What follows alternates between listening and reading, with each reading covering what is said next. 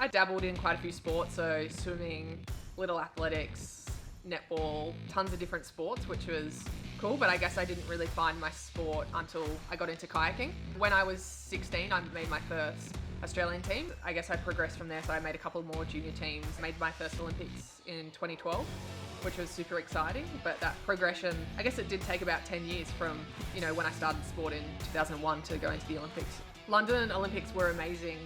There were so many highlights, and the atmosphere of the city was extraordinary. I remember before we walked in to the opening ceremony, lining up in the tunnel with all the other Aussies. Everyone was just so excited, we were chanting, screaming, and that thrill of excitement and what was about to come. And I think for me, I remember back to being a little kid, always wondering what it would be like to walk into an Olympic opening ceremony representing your country. And I remembered that, and in that moment I was achieving my dream, and I got goosebumps from head to toe when I walked out into the stadium and saw the blue lights on every chair, and I just realised that this Olympic dream was real and it was happening. It was a pretty special moment. And also racing down the course and having that massive crowd cheering and knowing everyone back home was watching as well, it was a really cool experience. Missing Rio was really tough. It was I guess a really low point. I was paddling some of the best paddling I've ever done, and I was doing PBs, and I'd won 3 selection races and finished second 3 times as well, and that still wasn't good enough to make the Olympic team.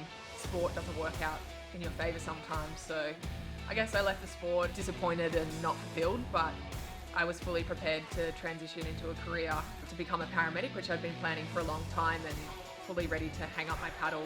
A few months after that, I was just paddling casually with no real goals, just enjoying it, and then I kind of started thinking, maybe I'll just race nationals just one more time. And I performed really well at nationals and won a K1 national title, and then I thought, maybe I'll just race at the World Championships and see how I go, and then did really well, made the final as well.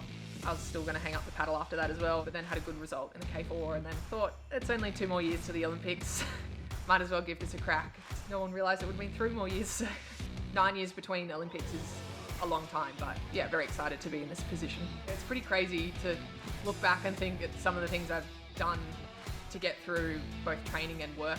Last year, through the pandemic, I was doing 3 training sessions, then going to a 12-hour night shift, having a few hours sleep, and then waking up and doing another couple of training sessions. And when, the realisation and the goal of the Olympics took over, I reduced my workload, so I went part-time. I've got quite a good balance now between training and work shifts. I've always got something on, I'm always busy, but I really enjoy it, and both things are so beneficial, so I find a way to make it work. I definitely found the postponement of the Olympics difficult because I was ready to retire officially, but the realisation that the journey for the Olympics is very special, and I'm in a very unique position to chase my dreams and goals with a lot of support, and that's pretty exciting, so I couldn't give up on that dream.